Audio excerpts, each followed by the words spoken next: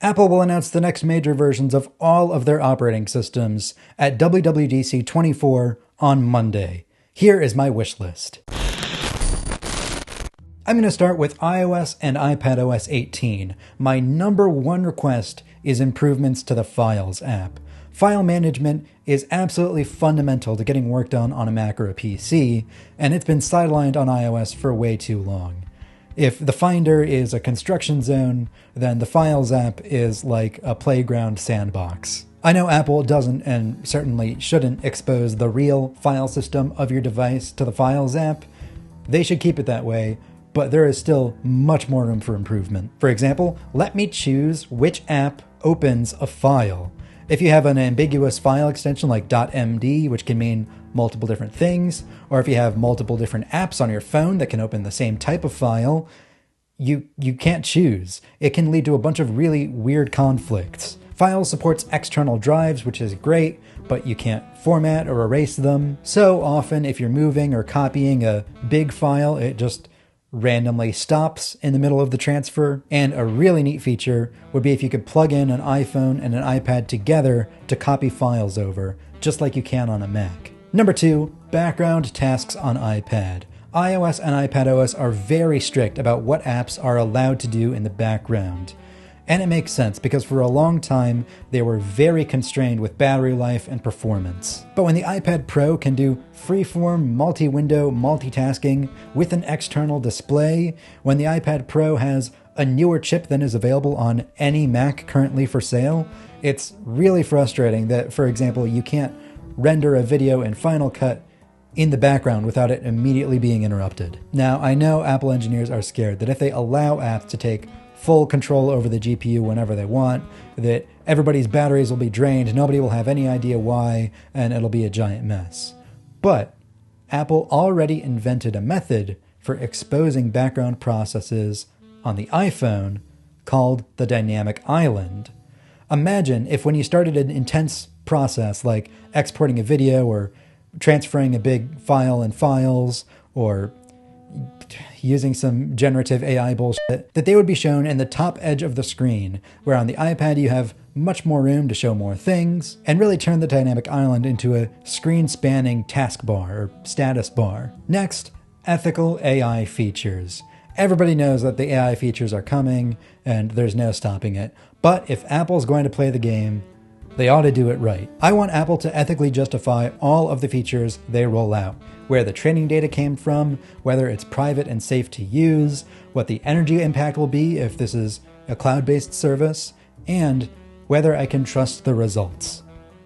I'm afraid that Apple executives are under too much pressure to ship to make that happen. Apple's in a lose-lose situation, because the AI optimists who cheer behind all of the generative AI tools like Suno, ChatGPT, and Sora aren't going to be impressed with the rumored features Apple is coming out with. The AI skeptics who take issue with how this technology is being created, powered, and used are justifiably going to take issue with Apple's partnership with, of all companies, OpenAI to power some of these features. Now, if Apple can hold themselves to a high standard and maybe publish an AI report card similar to their environmental report card for all these features, that would go a long way convincing critics like me that these features are actually worth it. Next, keep improving dictation.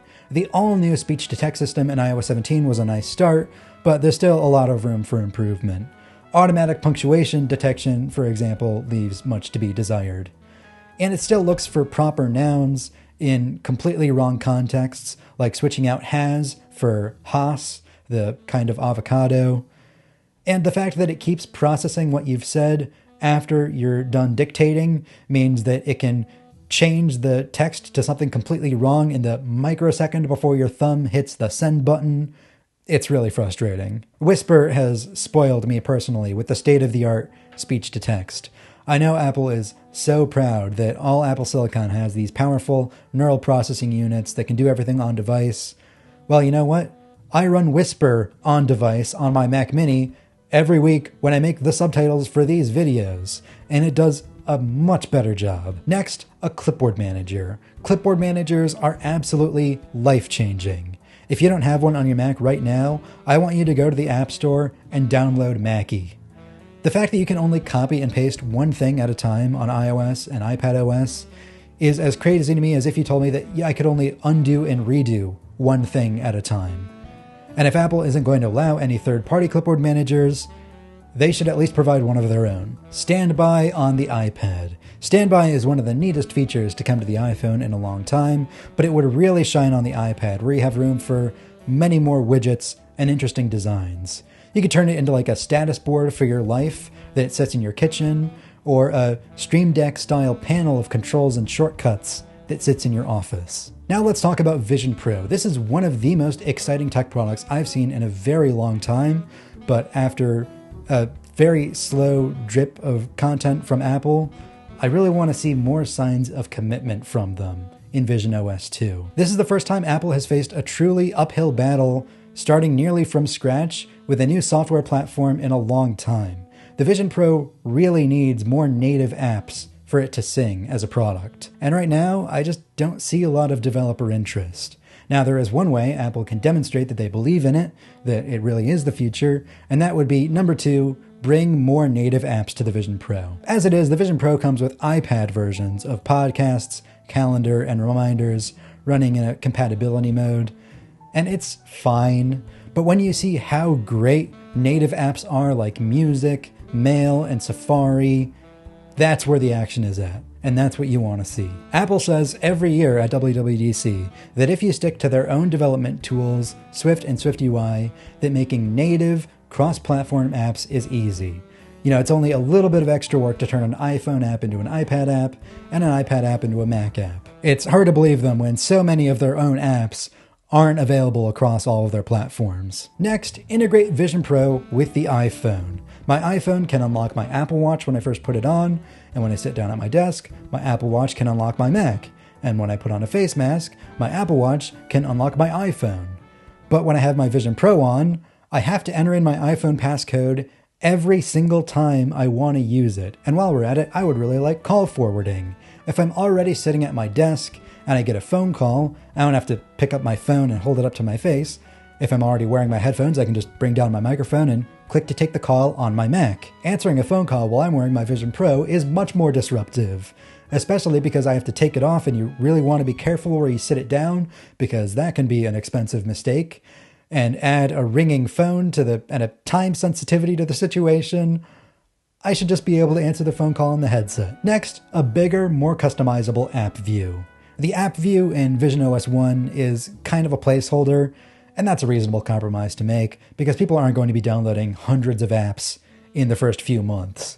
So there are only 13 apps per page. The first page is all of Apple's built-in apps, and then all of the subsequent pages are all of your third-party apps in alphabetical order. Let me make folders, let me rearrange them, and let me see more icons on the screen at once. I have my entire field of view available to me, and yet I see fewer icons than an iPhone 3GS. If it's possible, please reduce the motion blur and image smoothing. The Vision Pro adds motion blur when you move your head around too fast, and it smooths over individual pixels on the screen.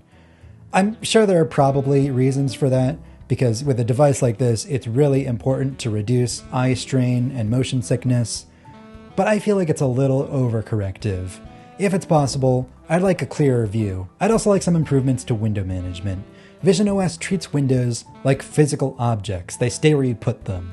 If you close an app in your living room, then that's where it'll spawn the next time you open it. But if hours have gone by since I've last used an app, and if I'm in a different room, I don't want to go on an Easter egg hunt. I'm opening Slack because I want to look at Slack. I'd also really like to be able to customize the digital crown. As it is, the digital crown controls two things: how immersed you are in a virtual environment, and also the volume output of the audio you're playing. So to change the volume, you have to spin it a little bit, then you have to look at the volume icon, then you have to spin it the rest of the way to make your adjustment.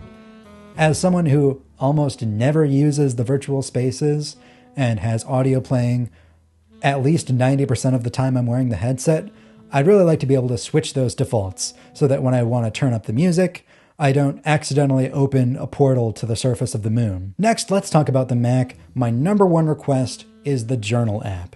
I really loved diving into the Journal app when it came out a few months ago, but I've barely added anything to it since. I just spend more time sitting in front of my Mac than with my phone during the day. And especially if I have a story I want to write out with several paragraphs, I want to add a lot of pictures, I'd rather do that with a physical keyboard on a bigger display, not on my cramped little phone. Number 2, please fix notifications. Notifications have actively gotten worse over time. In OS X Mavericks, when quick replies were first introduced, you used to be able to click on a text box on the messages notification, type out a response, hit enter, send your reply. It was that easy. Now you have to carefully hover your mouse over an invisible button, click on it, go down to Show More, which doesn't even remotely describe the action that it's trying to perform. Then you type out a response, then you hit enter. It's a mess.